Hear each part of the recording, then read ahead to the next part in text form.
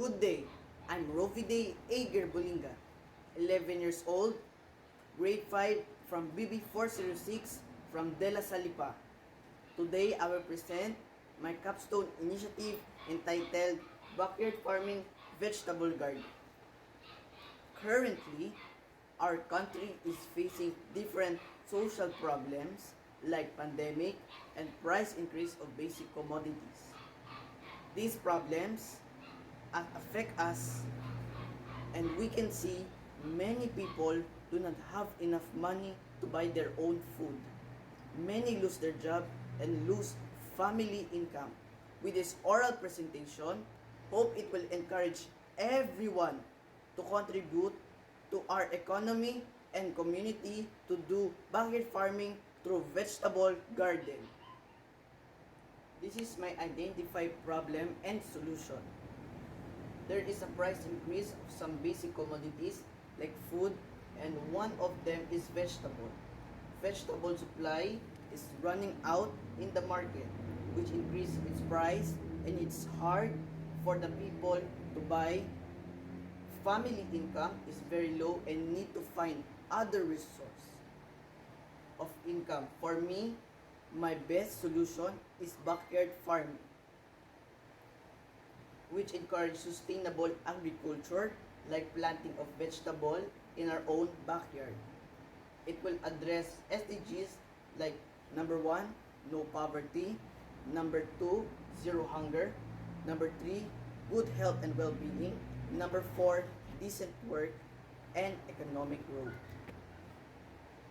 From the Capstone I did last module 3, I'm able to identify the problem and propose a solution that we are currently facing this type of pandemic. Hope it helps us to be aware of what's going on to our society. I sent some survey questionnaire to 5 members of my family, and here are the data I gathered. It showed the profile and answer based on its feasibility, viability, and desirability. Here's the survey and the answer from my father, grandfather, uncle, grandmother, and to my mother.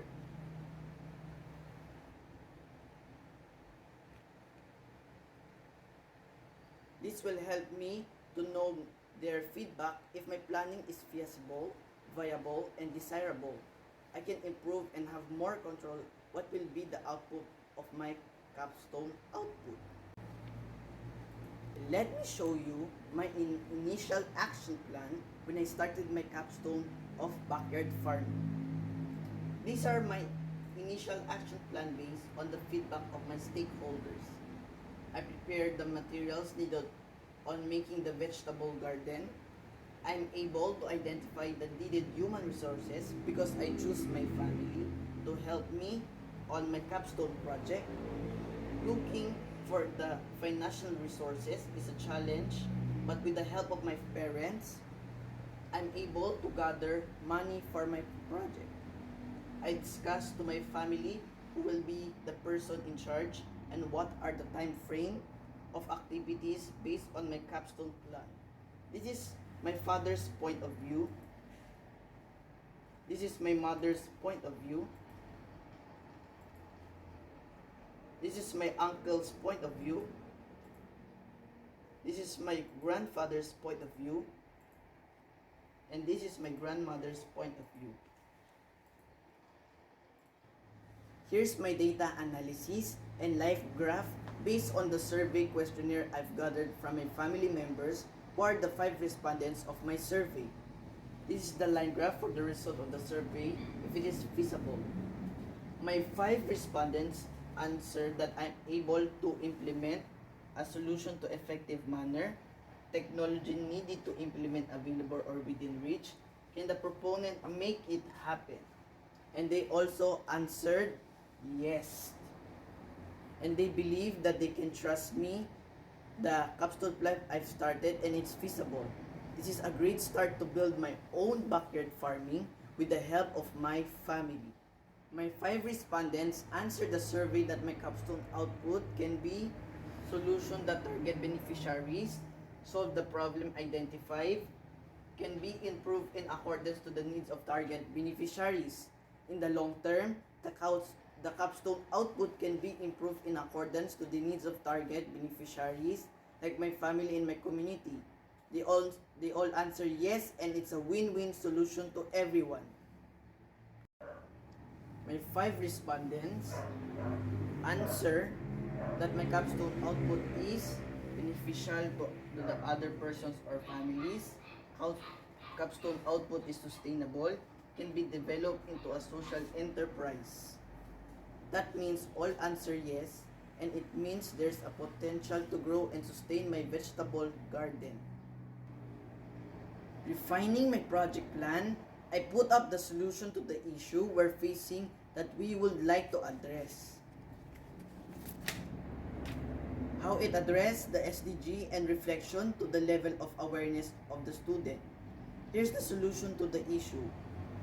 The proposed solution, like backyard farming, address the identified issue of price increase on basic commodities like vegetable and shortage of food supply. Family income is also very low. Capstone output address SDG. It encourages sustainable agriculture like planting crops such as vegetable in our own backyard. It will address SDGs like number 1, no poverty, number 2, zero hunger, number 3, good health and well-being, number 4, decent work and economic growth. Reflection to the level of awareness of the student. Student will become more progressive and independent citizen of our country as they think on how to earn and save money. Backyard farming also help our economy, knowing the needs of our economy, community, give us an idea on how we will be able to help our government and help us to become a good leader of our country in the future. Here's a brief overview or a short video on how I made my vegetable bechay plot. On the next slide, I will discuss what the step-by-step procedure so everyone can replicate what I have done in my plot.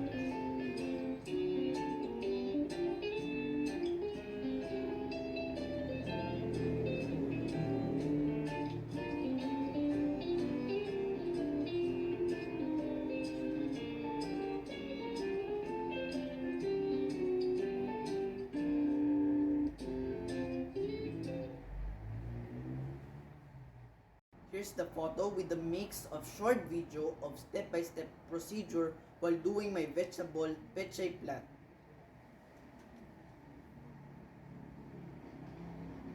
Plot measurement 1 meter width. As you can see, I'm measuring the width. Now I'm gonna measure the length. Plot measurement 2 meters length. Let's cultivate the plot.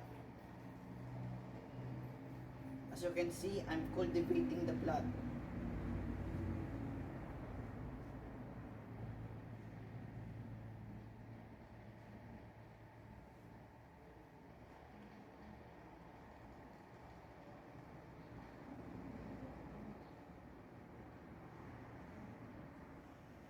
Let's rake the soil to flatten the surface and looks nice of the plot. This is very difficult to do. It's time to plant our pechay seed. There are 2 options in planting the pechay seed. First, we can plant it directly to the plot. Second, we can put it in a pot and transplant it to the plot.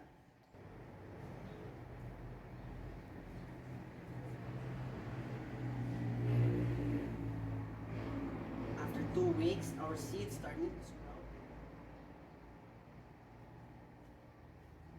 Transplanting is easy, and with the help of my dad, mommy, and grandfather, we're able to finish it on time.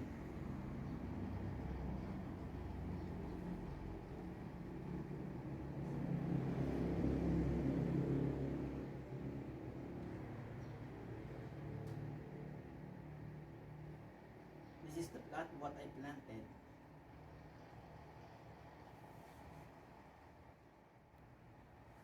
To end my presentation, here's my conclusion on my backyard farming experience.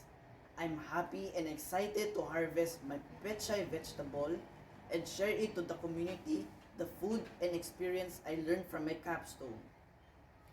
I therefore conclude in my capstone output at start, it is really hard to have a startup business. I realized that we need to put a lot of effort and time to be successful in our backyard farming. Lot of things need to consider, like human needs, financial resources, time frame of our project, or when it will start or end the operation, and all the tools to be used during plot implementation. I, I encourage the other youth like me to start to become young change makers and social innovators. Our world needs people like us to make a change and help our people to innovate and make improvement for the good of all people, Mother Nature, for the good of our economy. This is the end of my capstone presentation. Thank you everyone, and God bless.